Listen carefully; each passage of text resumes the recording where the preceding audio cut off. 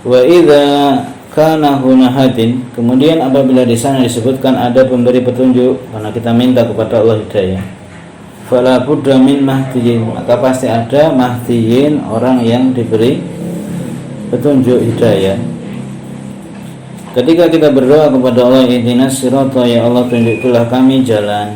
Idza kana hunaka hadin, kalau di sana ternyata ada hadin, sang pemberi petunjuk, yaitu Allah, wa huwa Allahu, ya, otomatis apa? Fa hunaka mahdiyun, maka di sana ada orang yang diberi petunjuk, alias butuh petunjuk. Siapa? Yaitu hamba. Kalau kita ini statusnya hamba, kita butuh petunjuk. Mahdiyun ya. Mahdiyun. Mahdiyun. Nah. Wa idza kana huna mun'imun fala budda min mun'amin alaihi. An'amta alaihim hada fihi anna hunaka mun'iman fala budda an yakuna hunaka mun'amun alaihi wa hum jami'ul ibadi. Ya. Kemudian apa kata Syekh, wa idza kana huna mun'imun, ya, untuk mengetahui siapa diri kita, salah satunya kalau disebutkan di sana ada pemberi nikmat, mun'imun, fala budda, maka pastilah ada min mun'amin alaihi, yaitu orang yang diberi nikmat. Kalau ada pemberi nikmat berarti ada penerima nikmat, karena dikatakan dalam ayat alladzina an'amta alaihim, orang-orang yang engkau berikan nikmat ya Allah pada mereka. Hadza fihi, maka di sini terkandung pelajaran anna hunaka mun'iman, bahwa di sana ada zat yang memberikan nikmat, yang mencurahkan nikmat itu. Karena fa'ilnya kan anta, yaitu Allah. Fala budda an yakuna hunaka mun'amun alaihi, maka pastilah di situ ada pihak yang diberi nikmat, ya, wahum, siapa mereka? Jami'ul ibad, yaitu seluruh para hamba, ya, artinya yang mendapat nikmat Allah itu kan semuanya, walaupun yang dimaksud dalam ayat ini alladzina an'amta alaihim tadi khusus, ya kan, apa, siddiqin, syuhada, apa, nabiyin, siddiqin, syuhada dan sholihin, ya, ini khusus, ya, walaupun yang dapat nikmat ya semuanya, tapi yang dimaksud dalam ayat ini yaitu nikmat agama, ya. Kemudian diantara faedahnya tadi, untuk mengetahui jati diri seorang hamba, wa idza kana huna maghdubun alaihi, kalau di sana disebutkan ada yang dimurkai, ya kan, fala budda min ghadibin, maka konsekuensinya pasti ada yang murka, ghadib. Yang murka, siapa yang murka? Yaitu Allah. Ghadib ini bukan berarti asmaul husna, ini sekedar apa? Khobar. Babul khobar itu lebih luas daripada babil sifat atau asma, ya. Kalau sifat ya Allah murka, tapi ghadib bukan Allah. Ghairul maghdubi alaihim, bukan orang yang dimurkai. Siapa itu? Mereka orang Yahudi. Wa man sara birikabihim, dan orang-orang yang berjalan birikabihim, itu maksudnya bersama dengan rombongan mereka. Rikab yaitu rombongan mereka, yang mengikuti rombongan mereka maksudnya. Siapa itu? Memang ta'alamu, itu orang-orang yang belajar, orang-orang yang belajar, ya, terpelajar, ngaji. Walam ya'malu, tetapi tidak beramal. La budda an yakuna hunaka, maka itu menunjukkan pastilah ada di sana ghadibun, yang murka karena mereka enggak beramal, yaitu dia Allah Subhanahu wa taala. Wal ghadabu min sifatihi, dan ghadab yaitu apa? Murka ini termasuk sifat Allah, itu sifat apa?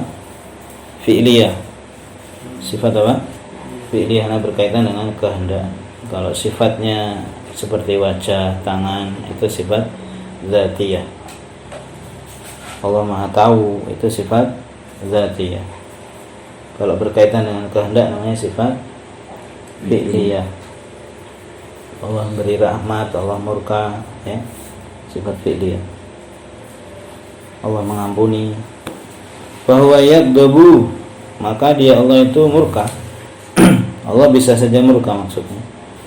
Wa yasqatu dan marah sama ya, wa yamkutu dan marah sama ini. Godab, sukhot dan sakhot dan makat itu sama, marah, murka. Wal maghdubu alaihi dan yang dimurkai, wal mamkutu yang dimarahi, wal maskutu yang dimurkai, dimarahi. Siapa? Huwa al makhluqu, yaitu makhluk. Al asi yang durhaka, al mukhalifu li awamirillahi yang menyelisihi perintah-perintah Allah Subhanahu wa taala, maka dialah yang dimurkai. Artinya kalau kita menyelisih perintah Allah, tidak beramal dengan ilmu, maka akan dimurkai gitu. Nah, wa idza kana huna dhalun, kalau disebutkan di sana dalam Al-Fatihah tadi ada yang sesat gitu kan, fala budda min mudillin, berarti pasti ada yang menetapkan sesat, yang menyesatkan, yaitu Allah ya, karena orang itu sesat dengan takdirnya Allah. Fa hadhihi suratu, maka di situ ada iman kepada takdir. Fa hadhihi suratu tadammanat al-uluhiyyata wa rububiyyata, maka surat Al-Fatihah ini sudah mengandung tauhid uluhiyah, juga tauhid rububiyah ya. Inti-inti tauhid itu sudah ada di sini. Wa nafyan naqaisi, dan juga menafikan, menyingkirkan segala sifat kurang, nakas itu apa? Kurang. Semua sifat yang menunjukkan kekurangan, kelemahan itu semua dinafikan, dibersihkan dari Allah Subhanahu. Allah tersucikan dari semua kekurangan karena Allah Maha sempurna.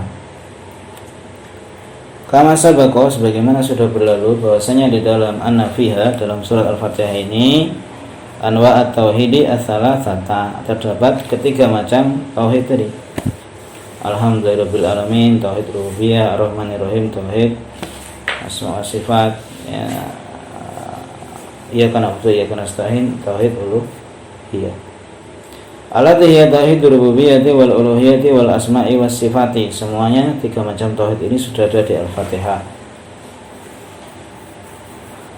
Wa nafyu atau wa nafyan naqaisi, demikian juga dalam Al-Fatihah terkandung penafian dari kekurangan dan aib-aib. Allah tidak punya aib, Allah dibersihkan dari aib. Anillahi subhanahu wa ta'ala. Wa hadza huwa tauhid, dan inilah hakikatnya tauhid yang mencakup tiga macam tauhid tadi, dan membersihkan segala macam aib dan kekurangan dari Allah. Itulah yang disebut dengan pemurnian tauhid. Nah, wa tadammana, dan juga surat ini mengandung apa? Ma'rifatal ibadati, pengetahuan, yaitu ilmu tentang ibadah.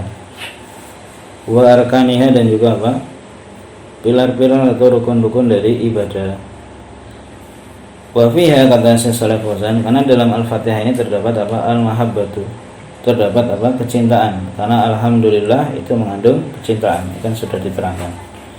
Ma'at tadzalluli, yang disertai dengan perendahan diri, yang disertai dengan perendahan diri, karena namanya alhamdu itu adalah memuji dengan pengagungan ya, dengan perendahan diri. Warajai atau wal roja'u ya, demikian juga ada pilar ibadah itu harapan. Dalam Ar-Rahmanir Rahim terkandung roja.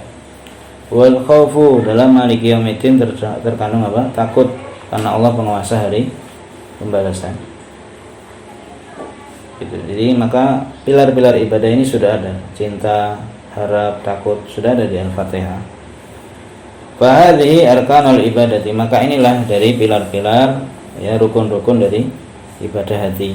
Tidaklah dikatakan ibadah kecuali harus ada di situ cinta, harap dan takut, yang disertai dari tadzallul, perendahan diri.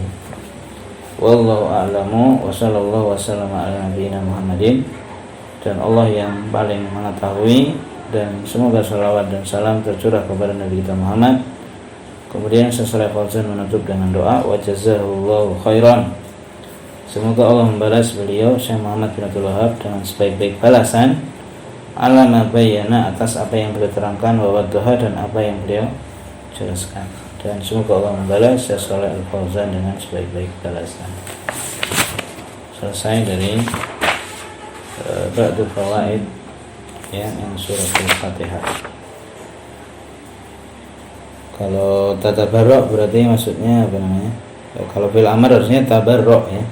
Enggak pakai tak cara cuma seperti ini mudhari tatabarro. Mana atofnya kemana? Tu'aliku. Tu'aliku fi'il apa? Mudhari kan?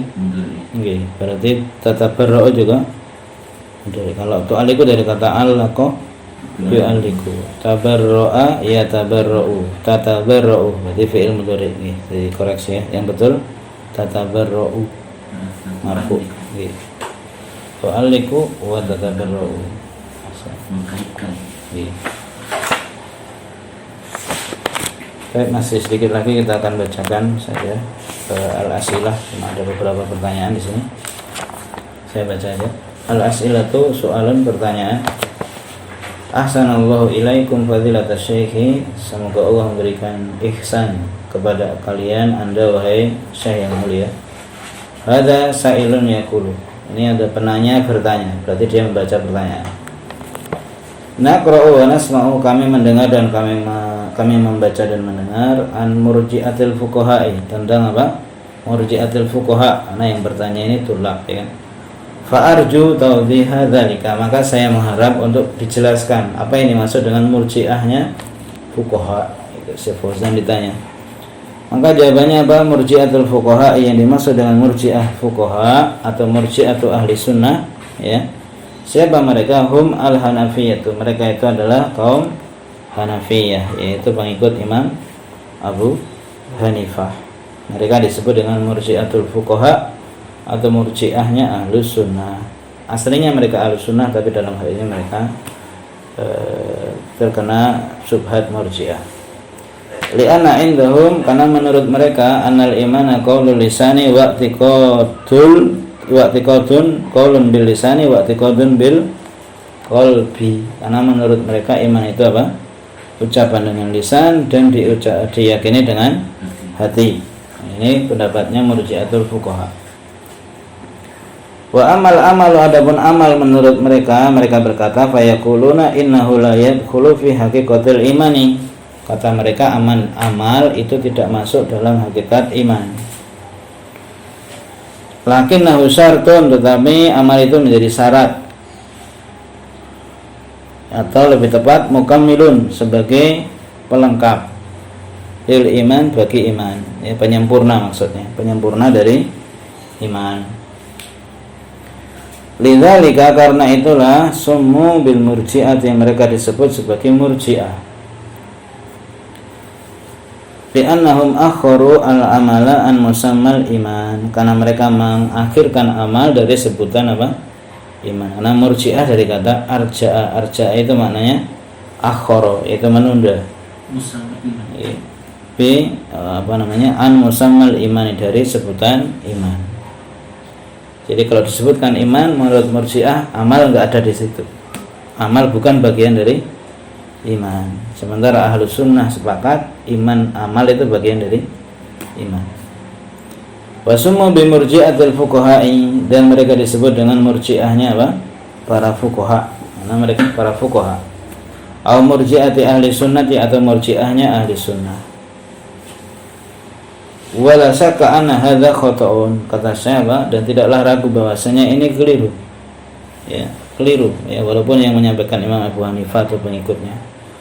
Al-muhimmu annahum akhafu anwa'il murji'ati. Maka yang paling penting di sini, mereka ini yang disebut murji'atul fuqaha itu lebih ringan, atau yang paling ringan dari berbagai macam jenis murji'ah. Nah, murji'ah itu berlevel-level. Yang paling rendah levelnya ini murji'atul fuqaha gitu. Maksudnya kesesatannya tidak separah yang lain. Ini tidak parah ya. Ya salah, tapi mereka masih mending. Fal murji'atu ala arba'ati anwa'in. Karena murji'ah itu ada 4 kelompok, kata Syekh Fauzan ya. Syarul anwa'i, yang sejelek-jelek jenis, kategori paling jelek, wa akbaha, dan paling buruk, yaitu Jahmiyah. Jadi Jahmiyah dalam masalah iman itu menjadi murji'ah. Yang mereka mengatakan iman, apa kata Jahmiyah? Al-imanu mujarradul ma'rifati fil qalbi. Menurut Jahmiyah apa? Iman itu semata-mata pengertian. Jadi orang itu ngerti dalam hatinya, dia kenal Allah, dia kenal saja itu sudah mukmin. Walau lam yusaddiq, walaupun dia tidak membenarkan. Hadza syarrul irja'i. Maka ini adalah sejelek-jeleknya apa? Murji'ah. Jadi menurut Jahmiyah itu iblis itu beriman. Kenapa? Karena dia mengenal Allah. Itu akidahnya Jahmiyah. Al-thani, yang kedua, man yaqulu, kalau ada orang mengatakan, yaitu Murji'ah tadi, kelompok yang kedua, al-imanu huwal i'tiqadu bil qalbi faqat. Nah, ini yang mengatakan iman itu keyakinan dalam hati saja. Duna nutqi bil lisani, tanpa harus mengucapkan dengan lisan. Jadi yang penting itu apa yang di hati saja. Lisannya enggak wajib gitu. Enggak masuk bagian dari iman. Dan ini adalah kata Syekh qaulul Asy'ariyah, pendapatnya Asy'ariyah. Ya, yang menisbatkan diri pengikut Abul Hasan Al-Asy'ari.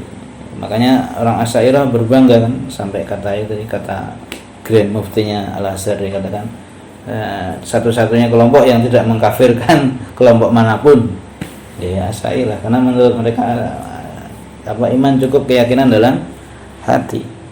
Jadi kalau nggak bersyahadat ya bisa beriman. Nah, repot kayak gini, karena cukup keyakinan dalam hati kan.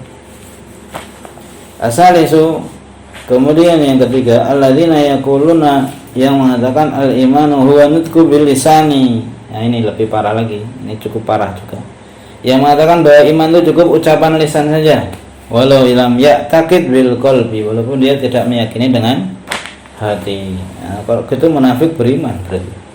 Wa hadza qaulul karramiyah, dan ini adalah pendapat kelompok yang disebut karramiyah. Ya, karramiyah. Ya, dan ini mungkin juga banyak diikuti oleh sebagian orang yang mengaku Asy'ariyah ya, atau Maturidiyah. An-Rabi'u, kemudian jenis yang keempat, alladzina yaquluna, yang mengatakan al-iman huwa al-i'tiqadu bil qalbi wa nutqu bil lisani. Bahwasanya iman itu apa? Keyakinan dalam hati dan diucapkan dengan lisan saja, dan amal bukan bagian dari iman. Wa haula'i humul hanafiyatu, dan inilah yang dimaksud dengan orang-orang Hanafiyah atau dari Murji'atul fuqaha gitu ya. Jadi istilahnya Murji'ahnya paling rendah, tapi ini tetap salah gitu. Dalam masalah akidah ini salah, harus dibantah, harus dijelaskan kekeliruannya, tidak boleh diyakini karena salah. Kan ya iman jelas, amal bagian dari iman, dan banyak sekali dalilnya kan. Di antara dalilnya ya wa ma umiru illa liya'budullaha mukhlishin lahu dinahu hunafa wa yuqimus shalah wa yutuz zakah. Itu kan ada mendirikan sholat, ada membayar zakat. Makanya dijadikan dalil oleh para ulama seperti kata Imam Syafi'i, menunjukkan bahwasanya amal bagian dari iman, dan itu kesepakatan Ahlus Sunnah. Maka kalau orang menyelisih hal ini, dia bukan bagian dari Ahlus Sunnah. Dia mengatakan iman bukan bagian, amal bukan bagian dari iman, itu bukan Ahlus Sunnah. Maka kayak orang liberal seperti itu, mereka ingin yaitu keluar dari kaidah-kaidah yang sudah ada. Soal, pertanyaan lagi, hal minal kufri, apakah termasuk kekafiran mawalatul kufar, yaitu berloyalitas kepada orang kafir. Ini pertanyaannya ya singkat, jawabannya juga singkat. Jawabannya apa? Mawalatul kufari muharramatun, loyal kepada orang-orang kafir itu haram hukumnya, haram. Dikasih tahu hukumnya haram dulu. Wa batilatun, dan batil, keliru, salah, jangan dibela maksudnya. Wa idza ahabba ma hum alaihi minal kufri, kalau dia itu mencintai apa yang ada pada mereka itu kekafiran, dia cinta kepada kekafirannya, soro kafirun, maka dia menjadi apa? Kafir. Ini mengisyaratkan bahwasanya muwalah ya, atau namanya loyal kepada orang kafir itu ada dua, ada yang dosa besar dan ada yang kufur akbar. Yang dosa besar seperti yang terjadi pada sahabat siapa itu?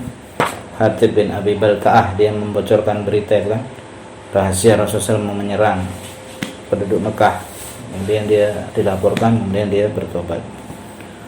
Berarti itu bukan kekafiran. Dan kalau dia mencintai kekafirannya, yaitu kafir itu, karena dia cinta dengan ideologi kekafiran ya, mencintai ideologi kafir, ya dia kafir. Maka itu bahayanya syubhat. Kalau orang sudah kena syubhat, dia bisa mencintai kekafiran kalau dia enggak secara tidak sadar. Soalun, pertanyaan, athabakumullahu, semoga Allah berikan pahala kepada anda. Sa'ilun yaqulu, ada seorang bertanya. Qaulul mu'allifi, perkataan penulis itu Syekh Muhammad bin Abdul Wahhab, fi thalathati usuli, dalam kitab beliau usul thalatha. Innahu yajibu ala kulli muslimin wa muslimatin, bahwa wajib bagi setiap muslim dan muslimah ta'allumu hadhihi al-masaili thalathi, untuk mempelajari 3 perkara. Nah, disebutkan di risalah apa? Usul thalatha. Pertanyaannya apa? Hal hadhihi thalathu masailu atau masaila hiyal haddul wajibu ta'allumuhu fil aqidati. Pertanyaannya bagus ya. Apakah 3 pertanyaan ini, 3 perkara ini adalah batasan yang wajib untuk dipelajari dalam hal akidah? Apakah orang belajar akidah cukup belajar usul salasah saja gitu maksudnya?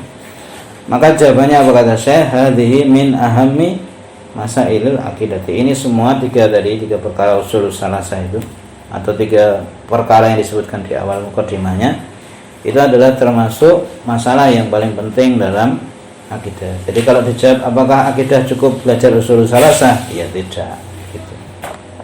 Makanya yang lain yang belum disebutkan di situ. Cuma yang paling penting ada di situ. Soalun, pertanyaan lagi, athabakumullahu, semoga Allah berikan anda pahala. Al-ba'du mimman yushahidu, ini ya, sebagian orang gitu, mimman yushahidu, di antara orang-orang yang menonton al-mubariyat, ini itu apa? Mubariyat itu pertandingan. Sebagian orang yang punya hobi nonton pertandingan, mungkin pertandingan sepak bola ya. Ya ta'akharu an sholatil jama'ati, seringkali orang itu apa? Ya ta'akharu, telat mengikuti sholat jamaah. Kenapa? Wadzalika hatta la yafutuhum, atau hatta la yafutahum syai'un minal mubarati, karena dengan tujuan supaya tidak terlewat dari mereka sedikit pun dari pertandingan. Walaupun pertandingannya ada iklan-iklan, dia gak peduli.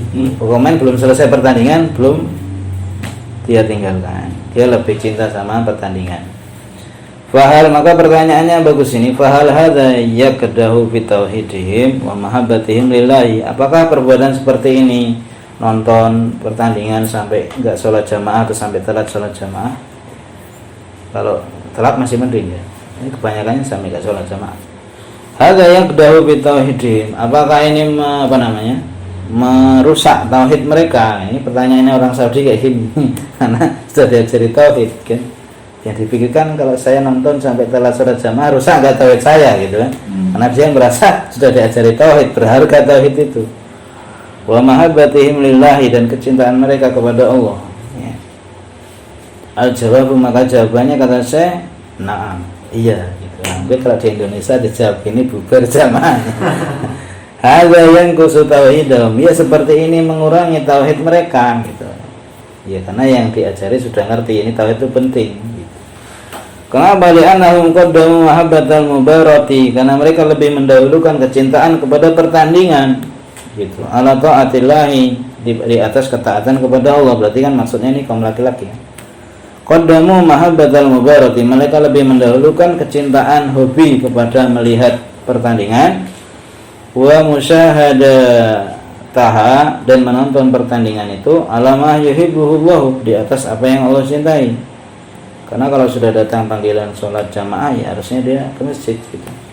Allah mengatakan qul in kana abaukum wa abnaukum wa ikhwanukum, dan seterusnya. Katakanlah seandainya bapak-bapak kalian, anak-anak kalian, dan saudara-saudara kalian, anggap aja yang main bola itu bapaknya atau anaknya atau saudaranya. Ini yang main bola bukan siapa-siapa, orang kafir mungkin kan, tapi lebih dicintai daripada sholat jamaah.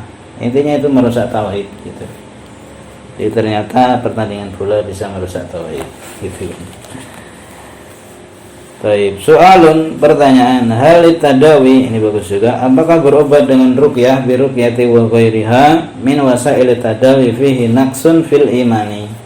Apakah kalau orang berobat dengan ruqyah atau yang lainnya dari sarana-sarana berobat, ya mungkin dengan medis atau mungkin dengan yang lainnya, termasuk juga vaksin ya. Apakah di situ mengurangi iman gitu kan? Jawabannya apa? At-tadawi bil adwiyatil mubahati sababun. Berobat dengan obat-obatan yang diperbolehkan yang sifatnya mubah itu hanya sebab saja, minal asbabil lati yubahu ta'atiha, termasuk di antara sarana-sarana yang diperbolehkan untuk ditempuh. Boleh ditempuh. dengan syarat apa? Mal i'timadi wa tawakkuli 'ala Allah, bersama dengan dia bersandar hatinya dan tawakalnya hanya kepada Allah. Maka apa kata Syekh? Fala yatrukul asbab. Tidak boleh orang itu meninggalkan sebab, enggak pakai usaha, enggak menempuh sebab. Wa ya'khudhu tawakkula faqat, terus dia mengambil tawakal saja. Ini enggak boleh. Karena dia meninggalkan perintah Allah, mengambil sebab. Wala ya'khudhul asbab wa yatrukut tawakkula, dan tidak boleh juga dia mengambil sebab saja dan dia tinggalkan apa?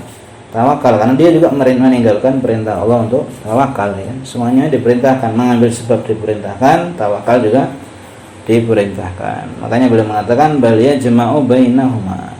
Hendaknya orang itu menggabungkan antara dua hal itu. Antara menempuh sebab dan apa? Tawakal. Adapun rinciannya ya kembali ke hukum rinciannya.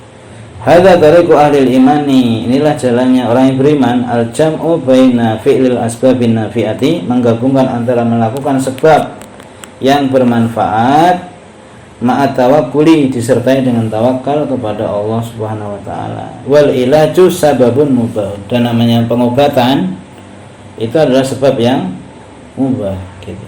Artinya sebab yang mubah apa? Ya seandainya orang pengen misalnya udahlah saya sabar aja, ya sudah, dia nggak berdosa karena sebab itu hukumnya apa? Mubah gitu. Artinya dia tidak wajib walaupun ada perintahnya, ya kan? Karena hukum asalnya mubah. Soalun, tapi intinya dia harus berusaha, tapi usaha itu kan luas ya, bukan hanya dengan berobat ya, karena ada juga penyakit sembuh tanpa berobat tuh. Pilek.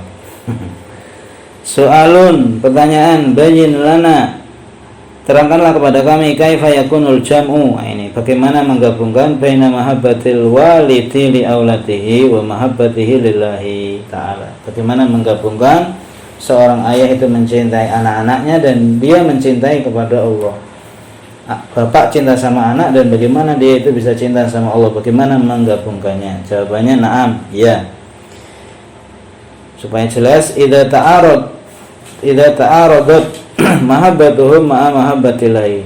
Jadi dibuat permisalan. Kalau misalnya bertentangan antara kecintaan mereka itu anak-anak, mencintai anak bertentangan dengan kecintaan kepada Allah, wa qaddimta mahabbatahum, dan ternyata Anda lebih mendahulukan cinta kepada anak-anak di atas kecintaan kepada Allah, nah, fahadha huwa alladhi fihi al-wa'id, ini yang ada ancamannya. Berarti ekstrimnya seperti itu.